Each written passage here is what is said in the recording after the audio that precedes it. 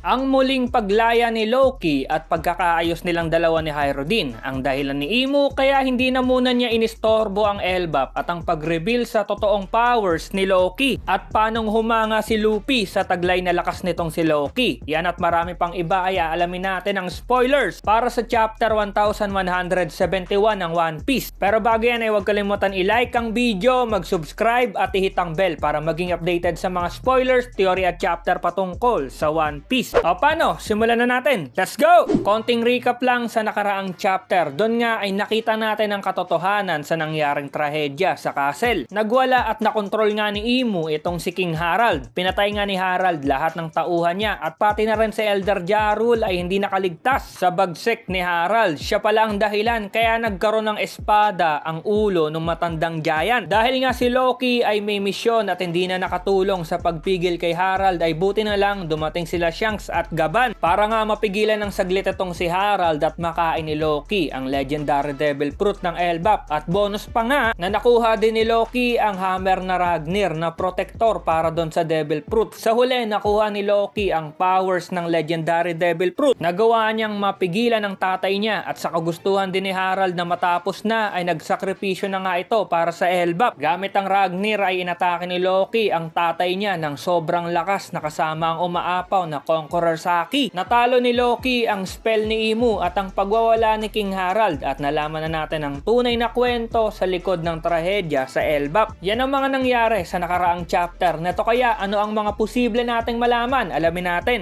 Eto na ang spoilers. Ayon dito pagkatapos ng insidente sa Elbap at napatay nga si Harald ay itong si Imu daw ay nakareceive ng backlash o parang maraming nadismaya doon sa nangyari sa Elbap at kay Harald. Dahil dyan sa backlash na nangyari kay Imu ay naisip nga daw nito na tigilan na muna ang Elbap. Hindi na nga daw muna to nagpadala ng mga God's Knight ulit para sa Elbap. Siguro sa panahon lang na yon. Sabi pa ni Imu na ang bansa nga daw ng Elbap ay hindi kailanman dapat sumapi sa world government dahil konektado daw sila sa mga taong may D sa pangalan nila. Alam naman natin na panandalian lang ang sinabi ni Imu na yan dahil sinugod ulit nila ang Elbap. At ayan nga, si Lagunko nang gugulo ngayon doon at unti-unti nang lumalabas ang mga dapat ma-reveal sa Elbap dahil konektado din talaga ang Elbap sa Void Century at sa mga D. Eto na, mababalik na nga daw tayo sa present sa Underworld to kung nasa na mga bida natin. Etong si Hyrodin nga daw ay nalaman na lahat ng katotohanan sa nangyari kay King Harald at ang ginawa nito, pinakawala na nga daw niya ang kapatid niya na si Loki. Nagsorry nga din itong si Hyrodin kay Loki sa lahat ng mga pangsisisi at galit nito sa kapatid niya. Ilang saglit lang habang nag-uusap ang mga bida natin, itong isa sa mga nightmare monster ni Killingham na Draugr, yung skeleton na giant, nahulog doon sa bangin papunta sa Underworld. Nakita yun nila Loki at nila Luffy. Biglang nagsalita si Loki na nakakalipad nga daw siya. Sinabi pa niya kay Luffy na mauna na nga daw ang mga to na pumunta sa Sunrealm at siya na daw ang bahala doon sa monster. Nagawa nga ni Killingham. Yung ibang bida natin ay sumang-ayon kay Loki at mauuna na daw sila doon. Pero si Luffy, syempre, gusto niyang makita kung gaano kalakas si Loki. Kaya nagpaiwan siya. Eto na, umatake nga daw si Loki doon sa Nightmare Monster. At ginamit niya ang atake na Niflheim na syempre gamit niya yung Ragnir. Dahil doon sa atake ni Loki, biglang nabalot to ng yelo. At hindi na nga makagalaw dahil doon sa ginawa ni Loki na atake. Nagulat si Luffy at humanga nga ito dahil saglitan lang niyang tinalo yung Nightmare Monster. End of the spoilers. Okay, isang malupit na spoilers na naman ang nakita natin at ayun, balik na tayo sa present. Nagkaayos na ang magkapatid na si Hyrodin at si Loki at naganda na ang mga bida natin paakyat sa Sunrealm. Nagsample pa si Loki ng atake niya para nga makita to ni Luffy at saglitan nga lang niyang natalo ang monster ni Killingham. Ang hindi matalo-talo na monster ng mga giant ay saglitang nakulong ni Loki sa yelo niya. Unang kita lang din natin to na nakaagamit din ng ice ability si Loki. Nakaagamit din siya ng lightning. Ano pa kaya ang kayang gamitin ni Loki? May clue na rin tayo sa totoong form ng devil fruit ni Loki at ito nga ay ang Nidhogg talaga dahil sinabi mismo ni Loki na nakakalipad siya na isa sa taglay na ability ng isang Nidhogg. Nakaka-excite to dahil mag-uumpisa na ang laban sa Sunrealm. At ang duo ni Loki at Luffy ay masasaksihan na natin. Kaya abang-abang lang mga katambay sa mga susunod na chapter. Salamat sa pagnood at see you sa next video. Over now.